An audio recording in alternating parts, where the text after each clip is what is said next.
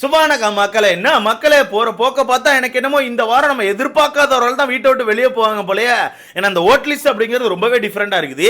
இதுக்கு முன்னாடி இந்த மாதிரி ஒரு ஓட் லிஸ்ட் நான் பார்த்ததே கிடையாது. ஏன்னா இதுக்கு முன்னாடி அன்அஃபிஷியல் ஓப்பன் பண்ணாலே 60,000 70,000 80,000 1 லட்சம் 1.5 லட்சம் சொல்லி ஓட்டுகளை வாங்கி வச்சிருப்பாங்க. பட் இப்போ பார்த்தீங்கன்னா அந்த நபர்கள்லாம் 20,000 ஓட்டுகளை கூட தாண்டல.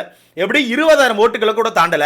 அந்த வகையில எனக்கு தெரிஞ்சு இப்பதான் உண்மையான கேமே ஸ்டார்ட் ஆயிருக்குது. ஏன்னா இதுக்கு முன்னாடி ஒயில்ட் கார்டு இந்த நாமினேஷன்ல கிடையாது. முதல் வாரமா ஒயில்ட் கார்டு நாமினேஷன்ல வந்திருக்காங்க. ஓகேவா? அப்படி இருக்கும்போது ஓட்டுகள் அப்படிங்கிறது பயங்கரமா பிரிஞ்சிருக்குது. அது மட்டும் இல்லாம 10 பேர் வேற நாமினேஷன்ல இருக்காங்களா.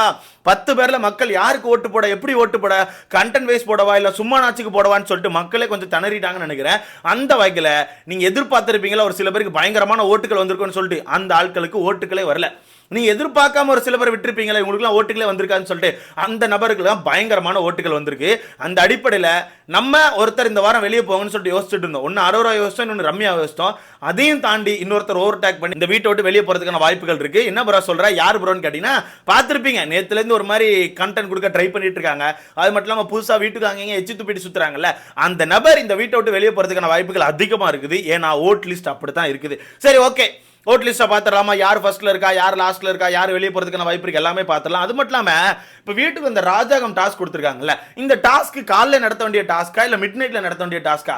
ஏங்க டாஸ்க்கை கொடுத்து ஒரு 4-5 மணி நேரம் ஆக போகுதுங்க. நான் எனக்கு தெரிஞ்சு குறைஞ்சது 2 மணி நேரம் இருக்கும். சாரி, 4-5 மணி நேரம் சொல்லிட்டேன். குறைஞ்சது 2 மணி நேரம் இருக்குங்க. 2 மணி நேரமா கிளம்புறானுங்க. ஏடா ஊருக்காடா கிளம்புறீங்க? ஏதாவது ட்ரிப்பு போறீங்களாடா? இப்படி உட்காந்து கிளம்பிட்டு இருக்கீங்க. ஒரு டாஸ்க் தானப்பா பண்ண போறீங்க. 2.5 மணி நேரம் மேல கிளம்புறானு ப்ரோ. இப்பதான் கிளம்பி அந்த டாஸ்கே ஆரம்பிச்சிருக்காங்க. மணி 7:30 ஆக போகுது. இதுக்கப்புறம் டாஸ்கை நடத்தி உருட்டி பரட்டி கொண்டு போய் கண்டென்ட்டை கொடுத்து கிளியத்தான் செய்யும். அப்ப நாளைக்கு தான் இதுக்கப்புறம் கண்டென்ட். அது மட்டும் இல்லாம இந்த டாஸ்க்கை கொடுத்ததே இவங்களுக்கு ஒரு ஹிண்ட் தான் ப்ரோ. ஓகேவா? இந்த டாஸ்க்ல ஒவ்வொருத்தருக்கும் ஒவ்வொரு கேரக்டர் மாதிரி கொடுத்துருக்காங்க. அந்த கேரக்டரே இவங்களுக்கான ஒரு ஹிண்ட் தான். பட் அதுவே புரியாம பெரிய டாஸ்க் கொடுத்துருக்காங்க, நம்ம மாஸ் பண்ண போறோம்னு சொல்லிட்டு எதோ பண்ணிட்டு இருக்காங்க. முக்கியமா இந்த தண்ணி பழத்தெல்லாம் எவன் எடுத்து உள்ள போட்டானே தெரியல. எதுக்கு இந்த தண்ணி பழத்தை எடுத்து போட்டிருக்கே? வீட்டுக்குள்ள ஒரு டாஸ்க் வச்சிருக்குப்பா. ஒரு டாஸ்க்ல யாரையும் கலாய்க்க கூடாதப்பா. எப்ப ராஜாங்கம் டாஸ்க்ல அப்படிதானப்பா இருக்கும். 2 நாடு வச்சிருக்காங்க, 2 நாடு மோத தானே செய்யும். அப்ப ஆப்போசிட்ல வினோத் உட்கார்ந்து ஏதோ கலாய்ச்சிட்டு இருக்காருப்பா. உடனே வந்து சம்பவத்தை பண்ணிட்டு டாஸ்க் அழிச்சிருவேன், இப்படிலாம் பண்ணக்கூடாது, அப்படிலாம் பண்ணக்கூடாது, பிளா பிளா பண்ணிட்டு இருக்காப்ல. அப்ப இந்த டாஸ்க்ல என்ன பண்ணணும்? உங்களை மாதிரி அரோரா முடி எடுத்து மோந்து பார்க்கணுமோ.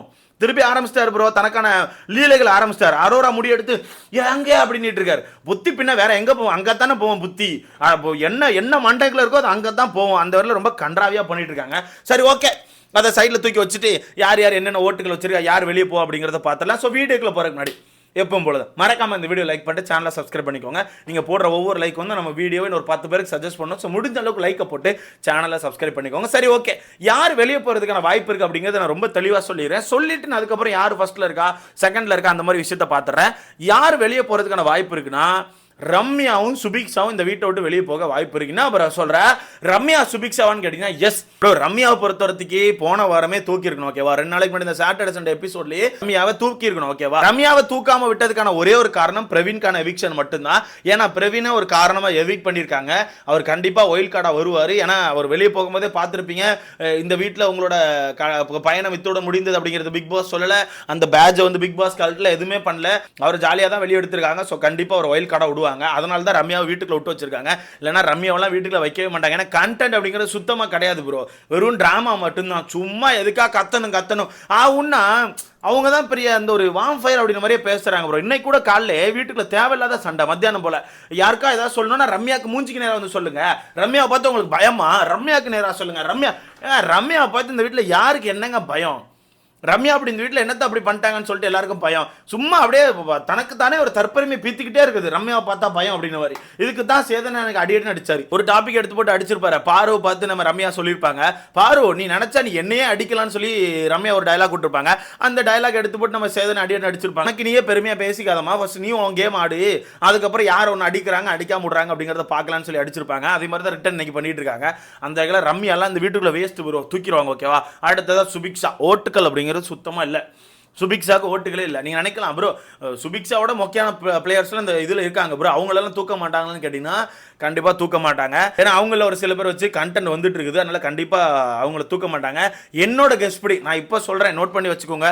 டபுள் எவிக்ஷன் அப்படின்னு ஒன்று வச்சிருந்தாங்கன்னா கண்டிப்பாக ரம்யாவையும் சுபிக்ஷாவும் தூக்கிடுவாங்க. இல்லை சிங்கிள் எவிக்ஷன் அப்படின்னு சொல்லி வைக்கிறாங்கன்னா கண்டிப்பாக ரம்யாவை மட்டும் தான் தூக்குவாங்க. பட் டபுள் எவிக்ஷன் இருக்கும் அப்படின்னு சொல்லிட்டு இருக்காங்க. ஏன்னா 50வது நாள் அந்த மாதிரி நெருங்கும் போது வீட்டுக்குள்ள 2 ஒயில்ட் கார்டு வருவாங்களா, அதாவது பழைய போட்டியாளர்கள் இப்போ எவிக்டா வெளியே போயிருக்காங்கல்ல, அதுலேருந்து 2 பேர் உள்ள வரதுக்கான வாய்ப்பு இருக்குன்னு சொல்லிட்டு இருக்காங்க. ஸோ யார் வரப்போறா எப்படி வரப்போறான்னு தெரியல. மேபி நந்தினியும் பிரவீன் அவர்களும் உள்ள வரதுக்கான வாய்ப்பு இருக்கும்னு எனக்கு தோணுது. ஸோ வெயிட் பண்ணி பார்க்கலாம். அந்த வகையில் கண்டிப்பாக டபுள் எக்ஷன் இருக்கும். ரம்யாவையும் சுபிக்ஷாவையும் தூக்கிறதுக்கான வாய்ப்புகள் அதிகமாக இருக்கு. ஏன்னா அவங்களுக்கு தான் ஓட்டுகள் இல்லை. அதுக்கு மேலே அரோரா இருக்காங்களே, ஏன் அவங்கள தூக்க மாட்டாங்களான்னு கேட்டீங்கன்னா, அரோரா எனக்கு தெரிஞ்சு தூக்க மாட்டாங்க ப்ரோ. அரோரா எதுக்கோ உள்ள வச்சிருக்காங்க. ஏன்னா அது என்ன ரீசன் எனக்கு தெரிய மாட்டேங்குது. ஏதாவது அக்ரிமெண்ட் ஏதாவது போட்டாங்களா என்ன இடம்னு தெரியல. அரோரா உள்ள வச்சிருக்காங்க, அரோரா தூக்க மாட்டேங்காங்க. ஸோ அரோரா கண்டிப்பாக வெளியே வர மாட்டாங்க. அண்ட் கனி அவர்கள் தெரிஞ்ச விஷயம், கனி இந்த வாரம் போக மாட்டாங்க. பட் இன்னும் 2-3 வாரங்கள கண்டிப்பாக வெளியே போயிடுவாங்க. அந்த வகையில் எனக்கு தெரிஞ்சு இந்த 2 பேர் தான் எவிட் ஆவாங்க. அண்ட் அது மட்டும் இல்லாமல் பல பேருக்கு ஓட்டுகள் அப்படிங்கிறது குறைஞ்சிருக்கு. ஓகேவா, அது யார் யார் அப்படிங்கிறத நான் சொல்றேன் மொத்தமா. ஃபர்ஸ்ட் இந்த ஓட்டு லிஸ்ட்ல முதல் இடத்துல யார் இருக்காங்கன்னா சாண்ட்ரா அவர்கள் இருக்காங்க. சாண்ட்ரா அவர்களுக்கு அந்த ஒரு சீக்ரெட் டாஸ்க் வந்து பயங்கரமா கை கொடுத்துட்டு அந்த ஒரு டாஸ்கே அவங்களுக்கான கிராஃப் வந்து பயங்கரமா தூக்கி நிறுத்தி, அது மட்டும் இல்லாமல் அந்த குறும்படம் போட்டாங்களே, அந்த குறும்படம் பயங்கரமா இருந்துச்சு. அதுல இருந்தே மக்களுக்கு வந்து சாண்ட்ரா பிடிக்க ஆரம்பிச்சு. அண்ட் வீட்டுக்கு அவங்க பேசுற விஷயங்களுமே ஒரு சில விஷயங்கள் ரொம்பவே கரெக்டா இருக்கு, நல்லாவே அனலைஸ் பண்றாங்க. அந்த வகையில் சாண்ட்ரா அவர்களுக்கு மக்கள் மத்தியில இருந்து பயங்கர சப்போர்ட். ஒரு 51,000 ஓட்டுகள் எடுத்து வச்சிருக்காங்க. ரெண்டாவதா இந்த லிஸ்ட்ல இருக்குது திவ்யா அவர்கள், ஒரு 47,000 ஓட்டுகள். என்ன பொறுத்தவரைக்கும் ஒயில்ட் கார்டில் வந்ததுல இந்த 2 பேர் வந்து ஒரு நல்ல பிளேயரா நான் பாக்குறேன். ஏன்னா வந்த ஒரு வாரத்தில் வீட்டை மொத்தமாக கவுத்திட்டாங்க. இவங்க எல்லாம் 4-5 வாரமா வீட்டுக்குள்ள இருக்காங்க. ஓகேவா, 4-5 வாரமா உட்காந்து பார்வதி அப்படிங்கிற ஒரு நபரை இவங்களால அட்டாக் பண்ண முடியாம ரொம்ப தவிச்சிட்டு இருந்தாங்க. ஆனா வீட்டுக்குள்ள வந்த ஒரே வாரத்தில் இந்த 2 பேரும் பயங்கரமா வச்சு செய்ன்னு செஞ்சுட்டாங்க. அந்த வகையில் இந்த 2 பேரை கொஞ்சம் மக்களுக்கு பிடிச்சிருக்கு. ஓகேவா, நிறைய பேருக்கு பிடிக்கலனாலும் நிறைய பேருக்கு பிடிச்சிருக்கு. நிறைய பேருக்கு பிடிக்கலன்னு ஒன்று சொல்றேன் தெரியுமா, அந்த நிறைய பேர் யாருன்னு பார்த்தீங்கன்னா எல்லாமே இந்த நெகட்டிவ் பிஆர் தான். ஸோ அந்த வகையில் திவ்யா அவர்கள் 2வது இடத்துல, 3வது இடத்துல விஜய் பார்வதி இருக்காங்க. ஏன்னா விஜய் பார்வதிக்கான கிராஃபுமே இந்த ஹோட்டல் டாஸ்க்ல நல்லாவே ஏறிட்டு, ஏன்னா அவங்க பெருசா சண்டை போடல, ரொம்பவே கரெக்டாக கேம் ஆடினாங்க. அது மட்டும் இல்லாமல் இப்போ நேற்று நடந்த அந்த கேப்டன்சி டாஸ்க்லையுமே அவங்களுக்கு அடிப்பட்டது அவங்களுக்கு நல்லாவே ஒரு ப்ளஸ் ஆயிருக்குது. ஸோ விஜய் பார்வதிகள் 42,000 ஓட்டுகள் எடுத்து வச்சிருக்காங்க. நல்லா யோசிச்சு பாருங்க, முதல் வாரம் 2வது வாரம் 3வது வாரத்துலலாம் விஜய் பார்வதி நாமினேஷன் வரும்போது இந்த தண்ணி பழன் ஒருத்தர் இருக்காரு, அவர் டாப்ல இருப்பார், பல லட்சம் ஓட்டுகள் எடுத்து டாப்ல இருப்பார். ஆனால் இப்போ ஓட்டுகளை காணும். ஏன்னா அந்த பாட்ஸ் ஓட்டெல்லாம் கொஞ்சம் கண்டுபிடிக்க ஆரம்பிச்சாங்கன்னு நினைக்கிறேன். பாட்ஸ் ஓட்டு அப்படிங்கிறது இப்போ நிறைய பேருக்கு வரமாட்டேங்குது. 4வது இடத்துல நம்ம விக்ரம் அவர்கள் இருக்காப்ல. விக்ரமும் இந்த வீட்டுக்குள்ள கொஞ்சம் டஃப் கொடுக்க ஆரம்பிச்சிருக்காப்ல. பட் 4வது இடத்துக்கு வர்ற அளவுக்கு டஃப் கொடுத்துருக்காரு. 4வது இடத்துக்கு வர்ற அளவுக்கு மனுஷன் வீட்டுக்குள்ள கண்டென்ட் கொடுத்துட்டு இருக்காருன்னு தெரியல. மேபி ஆனால் இவங்கெல்லாம் ஒரு லீலைகள் பண்றாங்க ப்ரோ. லாஸ்ட் சீசன்ல ஒரு சம்பவம் வந்து நியூஸ் சேனல் லெவலுக்கு போச்சு, ஞாபகம் இருக்கா? ஒரு சில போட்டியாளர்கள் வந்து அவங்களோட இன்ஸ்டாகிராம் ஐடியில இந்த கால் வாட்ஸ்அப் அப்படிங்கிற பட்டன் இருக்கும்ல, அதுல கால் அப்படிங்கிற பட்டன்ல இவங்களுக்கு ஓட்டு போடக்கூடிய நம்பரை வந்து சேவ் பண்ணி வச்சிருந்தாங்க. அது எனக்கு தெரிஞ்சு சௌந்தர்யான்னு நினைக்கிறேன். அது நியூஸ் சேனல் லெவலுக்கு போய் பயங்கரமா வெடிச்சிச்சு. பட் இப்போ உள்ள போட்டியாளர்கள் எல்லாருமே அதை பண்ணி வச்சிருக்காங்க. விக்ரம் கூட பண்ணி வச்சிருக்காரு, எஃப்ஜே பண்ணி வச்சிருக்காங்க, எல்லாருமே இந்த நம்பரை போட்டு வச்சிருக்காங்க. இது என்ன பொறுத்தவரைக்கும் கரெக்டா தப்பான்னு தெரியல. ஒரு சைடு தப்பு தான். ஏன்னா அந்த கால் பட்டனை பார்த்தோன்னே எல்லாருமே இவங்களுக்கான பர்சனல் நம்பரோ இல்லைன்னா பிஸ்னஸ் நம்பரோன்னு சொல்லி தான் கால் அமுக்குவாங்க. பட் அங்கே பார்த்தா இது அவங்களுக்கான ஓட்டு நம்பராக இருக்கும். ஏன்னா அமுக்கணும்னு மிஸ்ட் கால் பேரும் உடனே ஓட்டு விழுந்துரும். ஸோ அந்த வகையில் இது வந்து ஒரு இல்லீகல் மாதிரி தான் எனக்கு தோணுது. பட் நிறைய பேர் பண்ணி வச்சிருக்காங்க, விக்ரம் கூட பண்ணி வச்சிருக்காங்க, வேணா நீ செக் பண்ணி பாருங்க. ஸோ அந்த வகையில் விக்ரம் அவர்கள் 4வது இடத்துல, 5வது இடத்துல திவாகர் இருக்கார், வெறும் 22,000 ஓட்டுகள். எப்படி விக்ரம்கே 40,000 ஓட்டுகள், 39,000 ஓட்டுகள் சம்தி எடுத்து வச்சிருக்காப்ல, 40,000 வச்சுக்கலாம். இதுல திவாகர் வெறும் 22,000 ஓட்டுகள். நான் சொன்னேனா ஒரு திவாகரை பொறுத்தவரைக்கும் ஒரு 50 நாள் 60 நாள் தான், அதுக்கு மேலே இவரால் தாக்கு பிடிக்க முடியாது, மக்களுக்கு பிடிக்காதுன்னு சொல்லிட்டு அதே மாதிரி நடக்குதா, ஓட்டுகள் டவுன் ஆக ஆரம்பிச்சிட்டா. வெறும் 22,000 ஓட்டுகள். அது இந்த வாரமே இப்படி நான் வரப்போற வாரங்களில் இன்னும் டவுன் ஆகும். ஏன்னா அவர் வர வர அவருக்கான உண்மை முகம் வெளியே வருது. அவர் எப்படிப்பட்ட ஆளு, என்ன மாதிரி வெறி பிடிச்ச ஆள் அப்படிங்கிறது வெளியே வந்துட்டு இருக்குது. ஆனால் எனக்கு தெரிஞ்சு வரப்போற நாட்களில் இன்னுமே பயங்கரமாக டவுன் ஆகும். ஸோ வெயிட் பண்ணி பார்க்கலாம். திவாகருக்கு ஓட்டுக்காளி, வியானாக்கு ஓட்டுக்காளி. வியானாக்கு எனக்கு சந்தேகம், வியானா வந்து வேணுங்கனே டவுன் பண்ணியிருக்காங்க எனக்கு தோணுது.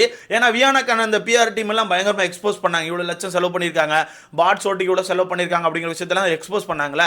அதனால இந்த வாரம் வந்து கொஞ்சம் சைலண்டாக இருக்கலாம்னு முடிவு பண்ணிப்பான்னு நினைக்கிறேன். வெறும் 19,000 ஓட்டுகள் தான் எடுத்து வச்சிருக்காங்க. ஸோ வெயிட் பண்ணி பார்க்கலாம். அடுத்த அரோராவை பொறுத்தவரை 16,000 ஓட்டுகள், கனி அவர்களை பொறுத்தவரை 15,000 ஓட்டுகள். ஓகே, அதுக்கு கீழே சுபிக்ஷாவும் ரம்யாவும் தான் இருக்காங்க. ஸோ என்ன பொறுத்தவரைக்கும் இந்த வாரம் எவிக்ஷன் அப்படிங்கிறது கொஞ்சம் டிஃப்ரெண்டாக இருக்கும். அண்ட் வரப்போற வாரங்களில் இன்னும் ஒரு சில பேருக்கான ஓட்டு வந்து கீழே டவுன் ஆக வாய்ப்பு இருக்குது. முக்கியமாக தண்ணி பழம் என்னோட கெஸ் படி பார்த்தா இன்னொரு 3 இல்லை 4 வாரம் தான், அதுக்கு மேலே அந்த வீட்டுக்குள்ள இருக்க மாட்டார். 3 வாரம், அதிகபட்சம் 3 வாரம் வச்சுக்கலாம். அதுக்கு மேலே அவருக்கான கேம் உள்ள இருக்காது. போட்டியாளர்களும் கொஞ்சம் டஃப் ஆக ஆரம்பிச்சிருவாங்க, டாஸ்க் டஃப் ஆகும். அப்படி இருக்கும்போது டாஸ்க் எங்கே டஃப்பாக கொடுக்குறானு, இப்போ கள்ள தொடர்பு டாஸ்க்கெல்லாம் கொடுக்குறானு, மேபி டாஸ்க் டஃப் ஆகலாம். அப்படி ஆகும்போது கண்டிப்பாக தண்ணி பழம் ஆட்டோமேட்டிக்காக வெளியே போயிடுவார். ஸோ வெயிட் பண்ணி பார்க்கலாம். நீங்கள் சொல்லுங்கள், என்ன ப்ரோ சொல்லணும்னு கேட்பீங்க, ஏதா சொல்லுங்கள், ஏதா கமெண்ட்னு சொல்லிட்டு போங்க. அடுத்ததில் பார்க்கலாம்.